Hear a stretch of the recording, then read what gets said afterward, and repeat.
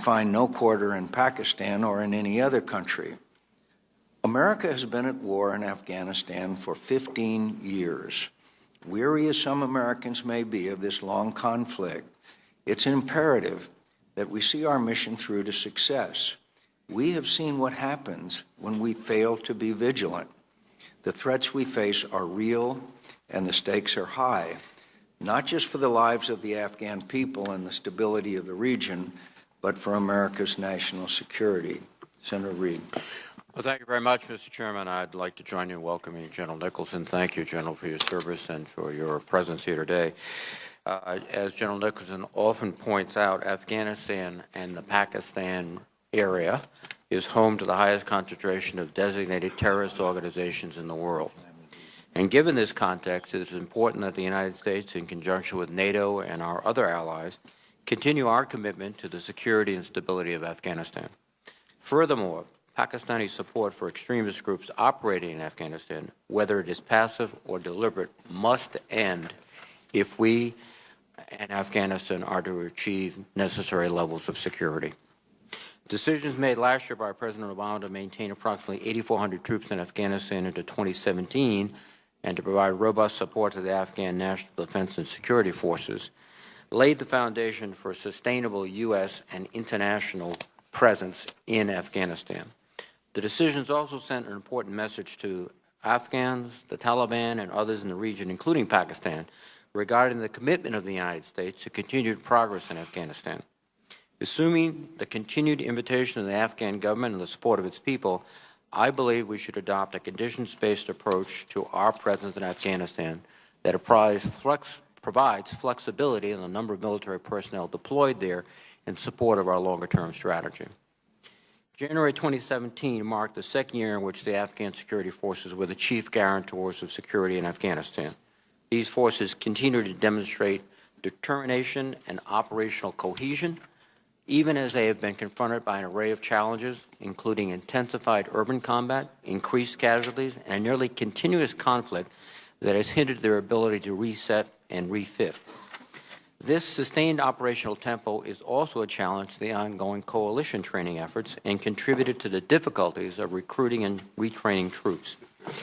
In addition, sustained combat operations have taken a particular toll on the Afghan Special Operations Forces, the most capable of the Afghan security forces, who have been relied upon heavily to retake territory from the Taliban. An over-reliance on their special capabilities is resulting in an unsustainable operational tempo and a high level of casualties. General Nicholson, I look forward to your assessment of the performance of the Afghan forces over the past year and plans for sustaining the force and addressing remaining capability shortfalls. Afghanistan is and must remain a key pillar of our long-term global counterterrorism strategy. We continue to observe more aggressive Taliban operations capable of pressuring the Afghan security forces simultaneously on multiple fronts. This is compounded by elements of the so-called Islamic State in Iraq and the Levant in the Khorasan province, or ISILK, who remain in Afghanistan despite suffering some significant battlefield losses over the past year. Recently, the Pakistani military has increased operations on their side of the border. This resulted in an increased number of fighters moving into Afghanistan, which is ironic but the actual outcome of their operations. In addition, elements of al-Qaeda, the Taliban, and other associated groups continue to enjoy safe haven along the Afghanistan-Pakistan border. General, it would be important to hear your views on the status of our counter-terror fight and the resources you require to continue this mission. The National Unity Government, led by President Ghani and Chief Executive Officer Abdullah, has demonstrated the will to work through a complex set of issues with the goal of addressing much-needed political and governmental reforms. I hope they will continue to do so, particularly with respect to anti-corruption, economic development, and other governance initiatives which will be central to long-term success. General, I look forward to your assessment of the current political context in which our operations are occurring and the progress made by U.S. government efforts to help the Afghan civil forces build and reform Afghan institutions, which are critical to our long-term security. Once again, General, thank you for your service to the country, and I look forward to your testimony. Thank you. Welcome, General. I think you need to punch the There you go. Thank you, sir. Chairman McCain, Ranking Member Reed, members of the committee, thank you for the honor of appearing before you today. I appreciate this opportunity to update you on our mission in Afghanistan. First, I want to thank the committee for your leadership and your dedication to the men and women of United States Forces Afghanistan and the NATO Resolute Support Mission. We deeply appreciate your visits to Afghanistan, and your steadfast support protects our homeland. Your commitment is also in building an enduring partner in the Afghan National Defense and Security Forces, or ANDSF. They know that we support them, and it gives them the confidence they need to do their job. I would like to start by honoring the men and women who have served in Afghanistan and who are currently deployed there. Our U.S. service members, our NATO allies, and by the way, the NATO allies who invoked Article 5 after 9/11 and have been by our side ever since in Afghanistan, and our NATO partners who have joined the mission in Afghanistan. I particularly want to highlight the role of the NATO framework nations, Italy, Germany, and Turkey, who provided leadership, manning, and funding, and our non-NATO partners, such as Georgia, who is the largest non-NATO troop contributing nation. We should also remember that as we sit here today, 5 Americans and 2 citizens from our coalition partners are being held hostage at unknown locations in the AfPak region by members of the Taliban-aligned Haqqani network. I would also like to highlight the case of Dr. Shakil Afridi, who's been unjustly imprisoned. I want to acknowledge the brave men and women of the Afghan security forces and the people of Afghanistan who are fighting for a secure and stable country. The success of our mission depends on their courage, determination, and sacrifice. We especially remember those who have made the ultimate sacrifice for our country and Afghanistan. Their strength and the strength of their families inspires us to do our jobs, and our pledge is that we will deliver on their sacrifice. Our main objective in Afghanistan is to prevent our country from being used prevent this country from being used as a safe haven for terrorists to attack the United States and our allies. We perform 2 complementary missions: the U.S. counterterrorism mission, Operation Freedom Sentinel, and the NATO Train, Advise, and Assist mission, Operation Resolute Support. Of the 98 U.S. designated terrorist groups globally, 20 operate in the Afghanistan-Pakistan region, along with 3 violent extremist organizations. This is the highest concentration of terrorist groups anywhere in the world, which underscores the importance of our counterterrorism platform in the Central Asia, South Asia region, which protects our homeland. We remain very focused on the defeat of al-Qaeda and its associates, as well as the defeat of Islamic State Khorasan province, which is the ISIL affiliate in Afghanistan. Last year, the Afghan forces developed and implemented a detailed campaign plan to take the fight to the enemy. It was a hard fight, but the Afghan forces prevailed. They prevented the Taliban from accomplishing any of their strategic objectives, and the authorities and air power, which I was granted in June, were absolutely critical to the success of the fight last year. The Afghan Special Operations Forces also played a crucial role. As a result of our training, equipping, and partnering, the 17,000-strong Afghan Special Forces are the best in the region. They now operate independently on roughly 80% of their missions. The Afghan Air Force is also rapidly gaining capability. Their first ground attack aircraft entered the fight in April, and they're now integrating intelligence, surveillance, and reconnaissance assets into their new targeting process, so they're making great progress. Congressional approval of the funding for the Afghan Air Force is key to improving the offensive capability of the Afghan National Defense and Security Forces. There is an urgency to this request in that in order to get these aircraft and air crews into the fight as soon as possible. I do remain concerned about the influence of certain external actors, particularly Pakistan, Russia, and Iran, who continue to legitimize and support the Taliban and undermine the Afghan government's efforts to create a stable Afghanistan. Our complex relationship with Pakistan is best assessed through a holistic review. Many nations are committed to the success of Afghanistan. At the Warsaw Summit last July, NATO reaffirmed its commitment to sustain the ANDSF for 4 more years through 2020. At the Brussels conference in October, 75 countries and organizations confirmed their intention to provide $15.2 billion to Afghans' development needs, and this plays a very positive role going into the future. India has dedicated another $1 billion on top of the $2 billion that they have already given to Afghan development needs, and we appreciate their support. These expressions of international commitment reflect the importance which the world places on stability in Afghanistan and in the confidence in the Afghan people and Afghan government. The Afghan security forces fought bravely in 2016. They will do the same this year and in the years ahead. The Afghan people have confidence in their security services, and they do not want the Taliban to return. They know all too well what that means. We have an exceptional partnership with President Ghani, Chief Executive Abdullah, the security forces, and the people of Afghanistan. President Ghani is making bold reforms and implementing anti-corruption measures to professionalize and improve the Afghan security forces. The government of Afghanistan is committed to achieving peace through reconciliation. However, so long as external support and safe haven persist, the path to reconciliation will be extremely difficult. Afghanistan wants peace, and we hope that their neighbors realize that their best interests are also served by a peaceful and prosperous Afghanistan.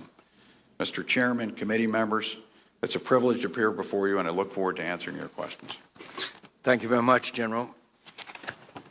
In your overall commander's assessment, are we winning or losing?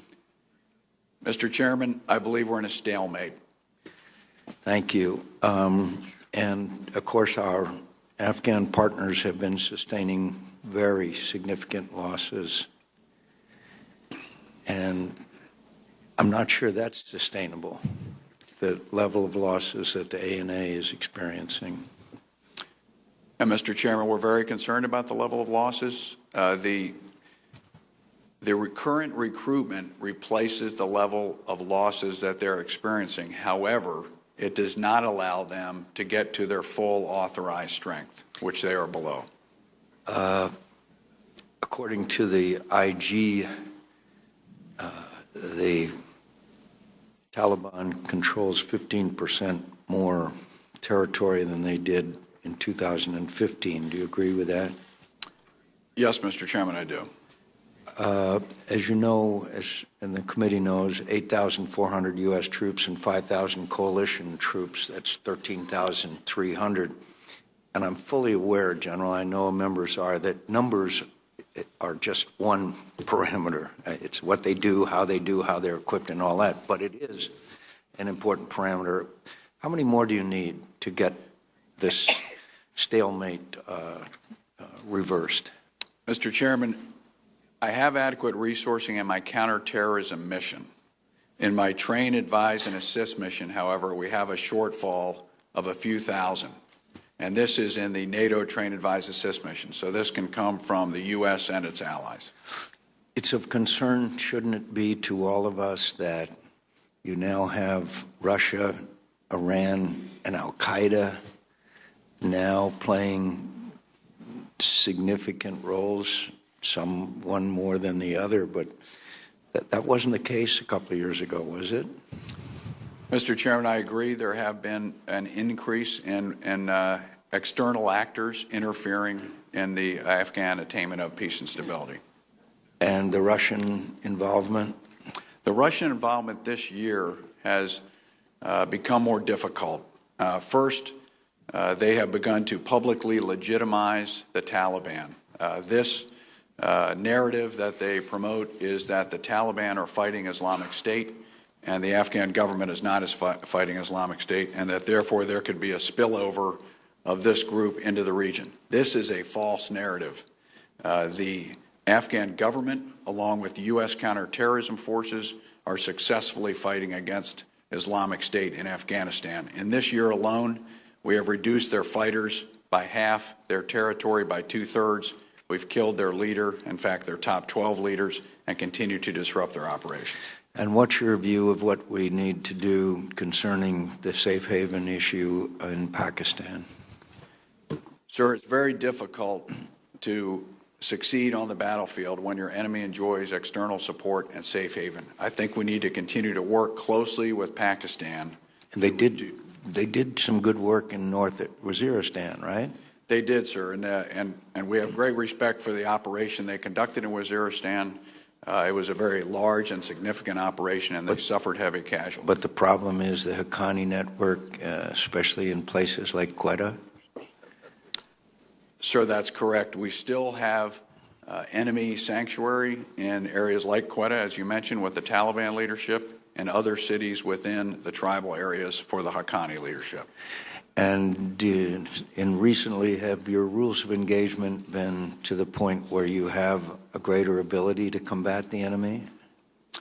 So the rules of engagement I gained in June were instrumental to our success this year. They clearly helped us throughout the year. These rules of engagement or authorities involve the use of U.S. combat enablers, most notably air power, in support of Afghan security forces and their campaign. As you pointed out in your opening statement, the Afghans want to fight for themselves, Absolutely. right? They don't want us to go in and fight for them. Right. And so, but if they're going to be effective, they need the kind of assistance and capability, including, you might mention, air capability that we're now training them for. For example, I'm proud that many of them are training in F-16s in Tucson, Arizona. But isn't their air capability an important component of their capability of assuming the responsibilities from us? Yes, Mr. Chairman. If I may elaborate on that just a little bit. Offensive capability is what will break the stalemate in Afghanistan. The key offensive capabilities in the Afghan security forces are their special forces and their air force. This investment, which we are requesting in the Afghan Air Force, will help them, as you mentioned, to take over responsibility for their own close air support. And even more importantly, this then will lead to an offensive capability that allows them to overmatch the Taliban or any other group on the battlefield anywhere around the country. And it might be nice if they could come to the United States to train. Yes, sir, and they look forward to this. Which they are not allowed to do at the moment. Senator Reid. Thank you very much, Mr. Chairman, and thank you, General, again for your service. And please relay our thanks and gratitude to the men and women that you lead. I will, Senator. Not only U.S. forces, but NATO forces. Thank you, sir. You have stated that your counterterrorism platform, both personnel and equipment, is more than adequate for the task. Is that your view? That's correct, Senator. We have adequate resources. And I would add, when we need to do additional operations, we can surge assets into the country, and this is why it's adequate. General Votel and General Thomas from Central Command and Special Operations Command have the ability to move assets in coordination with the department, and so this has proven to be a successful tactic. Very good. So the need for more manpower is on the train, advise, and assist area. Yes, sir. At this juncture, you are operating at the corps level? That's correct, Senator. Some exceptions? Are there any exceptions? Senator, in the last summer, since we gained the new authorities in June, we began developing what we called expeditionary advising packages, which we would push down below the corps level. Now, this was something we put together based on the authorities and approved quite successful last year. But we would like to be able to advise below the corps level. This is something that NATO has agreed to in our guidance. It's strictly a question of manning at this point. So that you would be able to essentially have more of these teams below the corps level? Yes, sir. At battalion level, but not down at the individual company platoon level, certainly. Sir, it would most likely be at the brigade level, but we think that would be adequate for what we need to do. And our NATO allies are prepared to help out, too, in terms of bulking up these forces? Sir, I'd use as an example our German allies developed an expeditionary advising package that they placed in Kunduz last year. This was a great help. Our Italian allies in the West are looking at something similar. But we've been able to integrate U.S. expeditionary advising packages around the country as required in a seamless manner. Both the chairman, myself, and you in your opening statements have commented on the criticality of dealing with Pakistan, and it is a very complicated situation. As you pointed out, they have conducted very serious and very credible operations. They've sustained casualties, but on the other hand, they seem at times, particularly ISI, their intelligence service, to be aiding and assisting Haqqani Network and others. You have had some dealings with the new Chief of Staff of the Army. I don't know if you have any dealings with the new head of ISI, but does it make sense to focus our persuasive efforts on not the overall country, but on specific sub-elements within Pakistan? Sir, I have great respect for the Pakistan military and its leaders. I'm developing I believe, a positive and constructive relationship with General Bajwa and his team. And again, we have great respect for the operations they've conducted in the Fatah. As both you and the chairman have mentioned, the Pakistan people have also suffered from the scourge of terrorism. And I quite sincerely want to eliminate those terrorists that are attacking their society. If I may, I'd like to highlight one example. This year, U.S. counterterrorism efforts killed someone named Omar Khalifa. Omar Khalifa was the head of the Tareki Gidar group who perpetuated the horrendous attack on the Peshawar Army School. This was the attack which killed over 130 children in Peshawar, and was the 2-year commemoration occurred in December. So this is an example of how the United States is working with Pakistan against our common enemies. We also, in a raid this year in eastern Afghanistan, liberated the son of the former Pakistani Prime Minister. His name was Haider Gilani, and returned him to his family in Pakistan. So I highlight these as examples of how the U.S. is working with Pakistan against common enemies. But we need to improve in the areas that you mentioned. We need to improve the pressure applied on the Haqqanis and the Taliban on the Pakistan side of the border.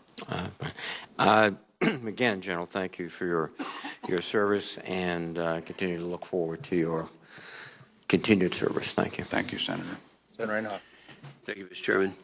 I mentioned 3 things when you were generous enough to come to the office, and we have a nice visit. And I want to just 2 of the things have been really responded to, and so I won't bring them up.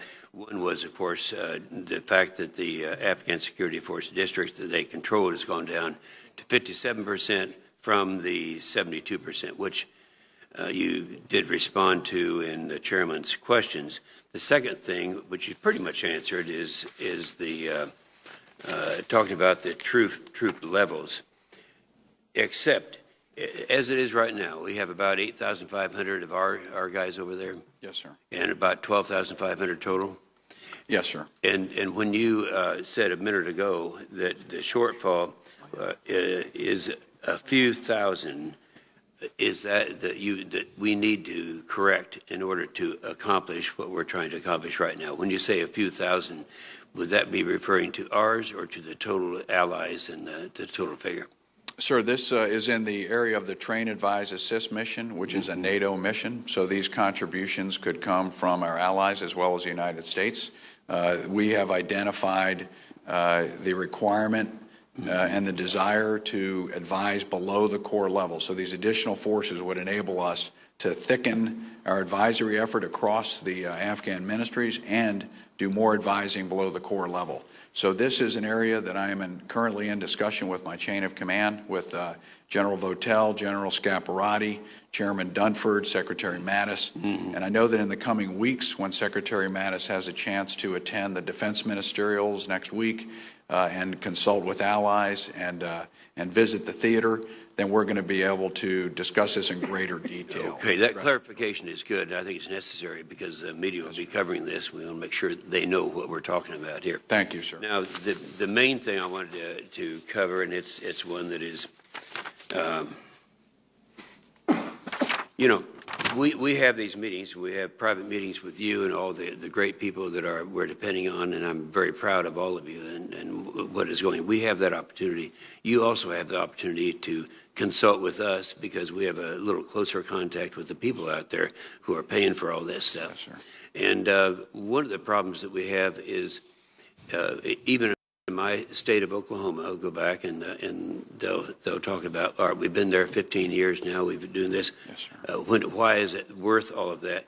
The strongest thing that I can say is something I honestly believe in my heart, and that is if we don't do it over there, it's going to be done in the homeland. You addressed this in your written statement. When you said your predecessor, General Campbell, said if we don't stay engaged here to build the Afghans' capacity to fight this threat, keep the sanctuary down, it's coming back to our homeland. Then you re-emphasized that in your opening statement. Now, what I'd like to do is, I think it's worth getting into the record here as to how this might affect something on our homeland. We understand this. We've gotten a lot of things in confidential briefings, but I think it's very important for the country to know that. Any comments you can make on any specifics? I know that when you had the death of, that they had actually had plans for an attack on the mainland. Can you comment on that? Yes, Senator, thank you, and thank you for the opportunity to articulate this. We believe, as we said, that our operations in Afghanistan directly protect the homeland. The individual you're referring to is named Farouk al-Qatari. Yes, yes, sir. We killed him on October the 23rd in eastern Afghanistan in a remote area of Kunar province. Farouk al-Qatari was the external operations director for al-Qaeda. He was involved in plotting against the U.S. homeland. So this is one example, without getting into classified details, of a specific terrorist operating in Afghanistan who was involved in plotting against the U.S. homeland. More importantly, his organization, al-Qaeda, and its affiliates have been severely attrited and degraded, as you know, and our objective is to destroy them in Afghanistan. We will continue to keep pressure, but in order to do that, we need to maintain the counterterrorism platform that we have in Afghanistan in an enduring manner. So this is how it directly relates to our national security at home. I would also add, Senator, if I may, that from a height of our engagement in Afghanistan over the past 15 years, we were over 100,000 troops. We are now down to about 10% of that. So as we look at this commitment over time, that surge that we did into Afghanistan will enable us to build the Afghan security forces, and as the chairman mentioned, now it is they who are doing most of the fighting. From the height of our assistance to the Afghan security forces was 10 to 12 billion in those years that we were building. We're now down to about 3.5 billion for the Afghan security forces fund with additional funds to support our troops. So there has been a reduction in the overall cost of this mission. Yeah, and I appreciate that. My time has expired, but it's the homeland connection that we need to be armed with. You've done a very good job. Thank you. Thank you, Senator. Senator Warren. Thank you, Mr. Chairman, and thank you, General Nicholson. Thank you for taking command of our mission in Afghanistan, and thank you for meeting with me earlier this week. I appreciate the generosity of your time. We officially ended our combat mission in Afghanistan at the end of 2014, but obviously we still maintain a substantial presence there. And one of our primary objectives in Afghanistan is to help build and sustain the capacity of the Afghan National Defense and Security Forces to secure their own country, as you've discussed. And that includes paying salaries for Afghan personnel.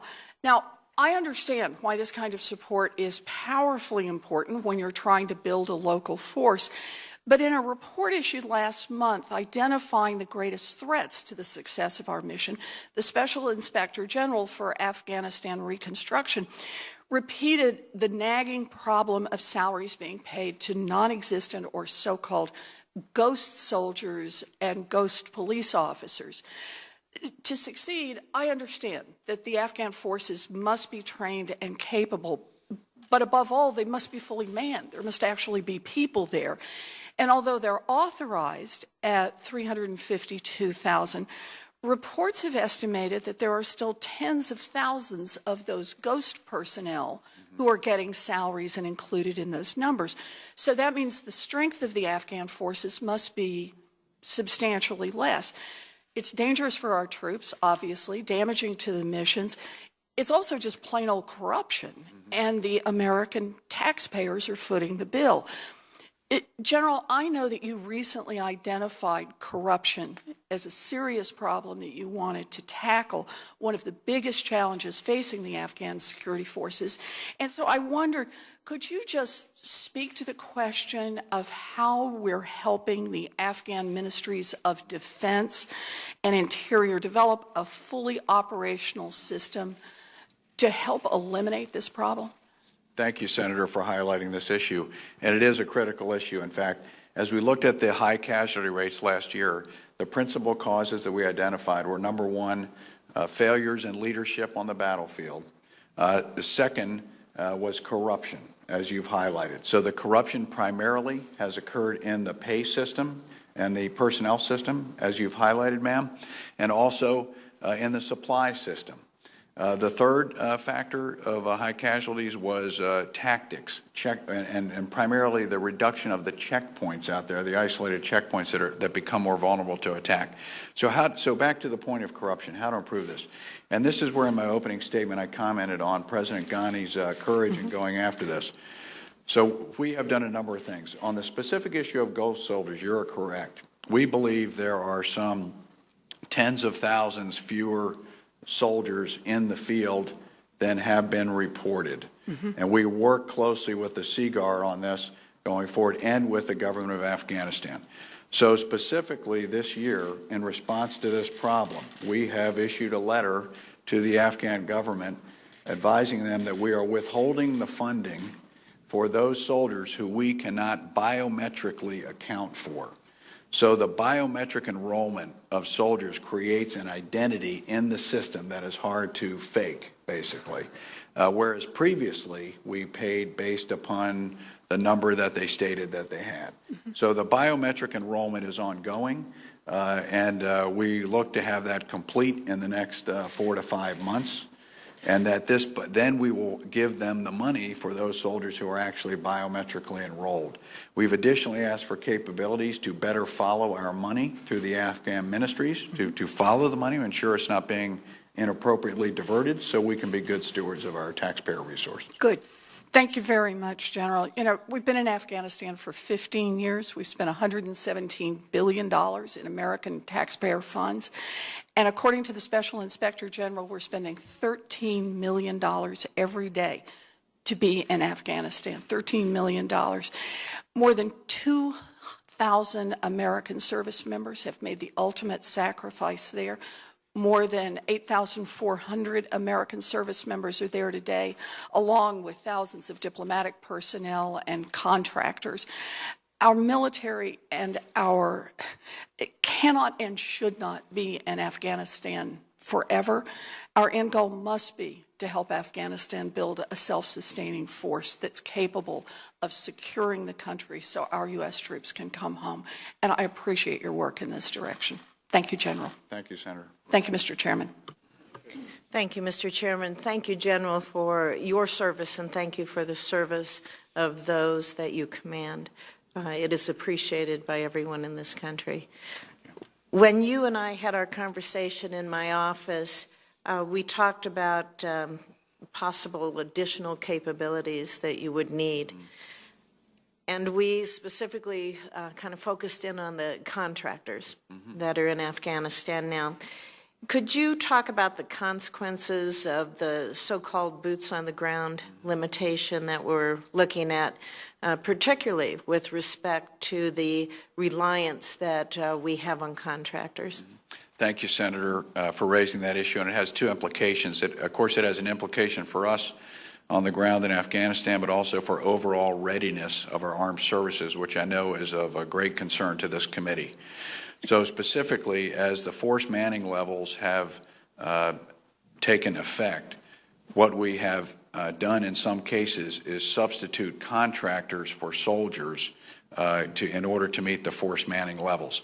I'll give you an example of that in the case of our aviation brigade. So we have the Combat Aviation Brigade of the 1st Infantry Division from Fort Riley, Kansas, is in Afghanistan. They deployed with their helicopters and their pilots and their staffs, but because of our troop limitations, we left their mechanics back in Fort Riley and substituted contract mechanics.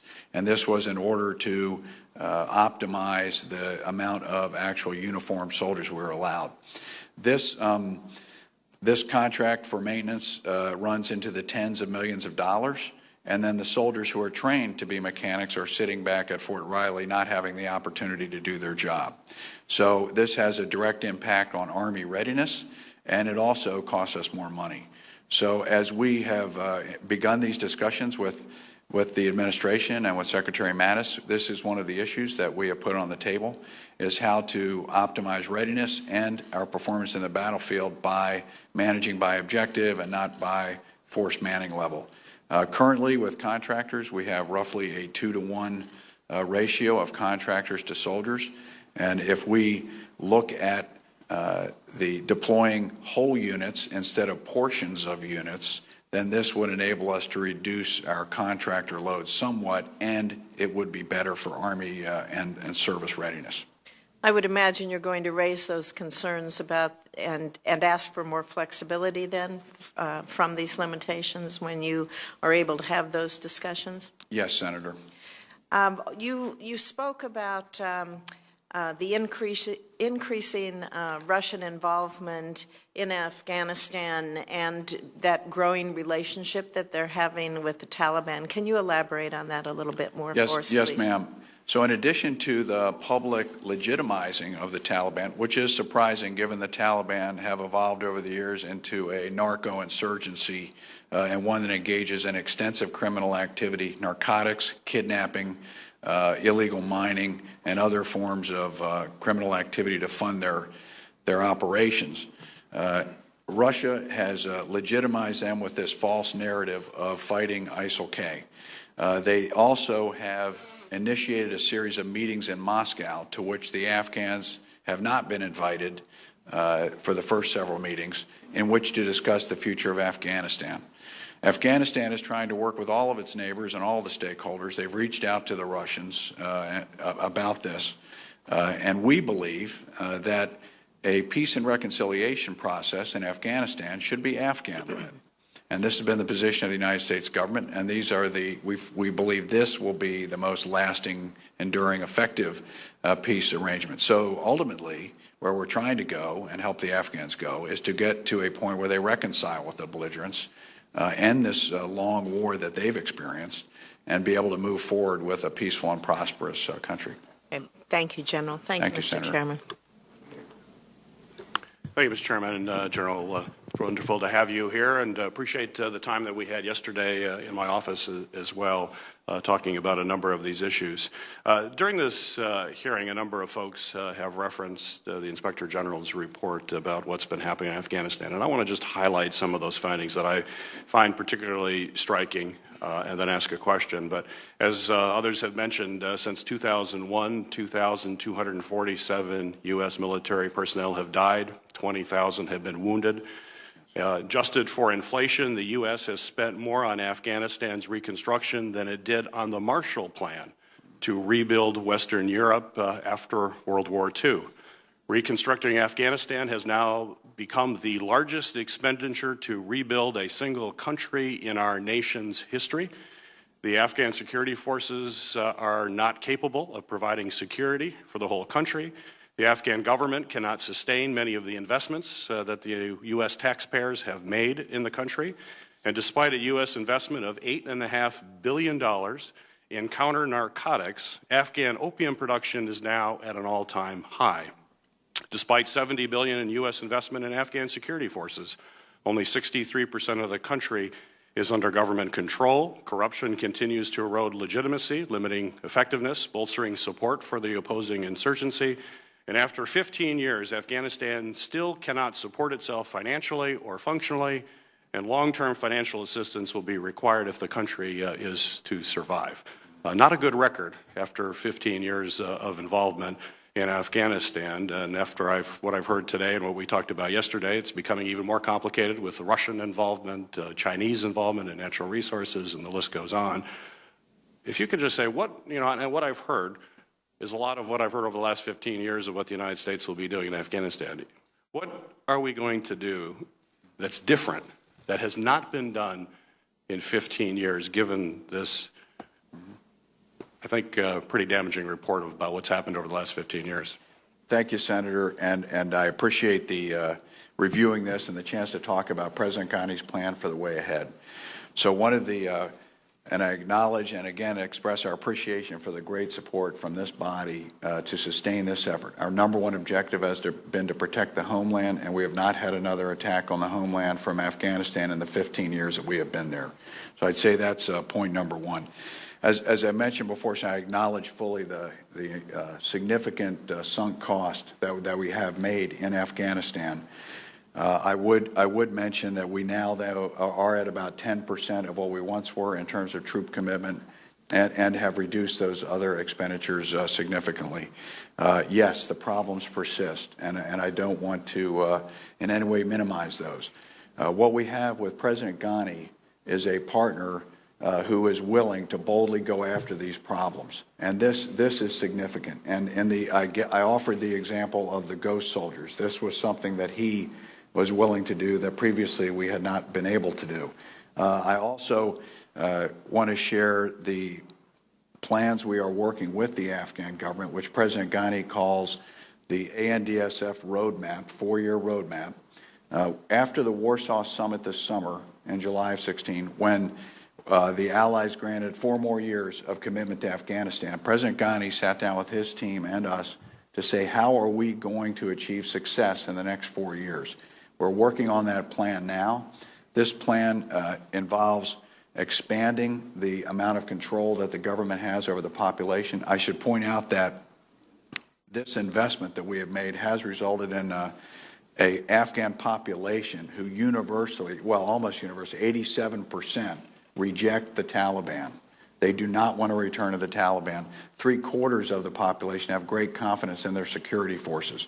So this is a population and a government who want to work with us and need our support. Geostrategically, it's a critically important region of the world. This is a tough neighborhood. Iran, Pakistan, China, Central Asia. Once removed, you have other conflict zones.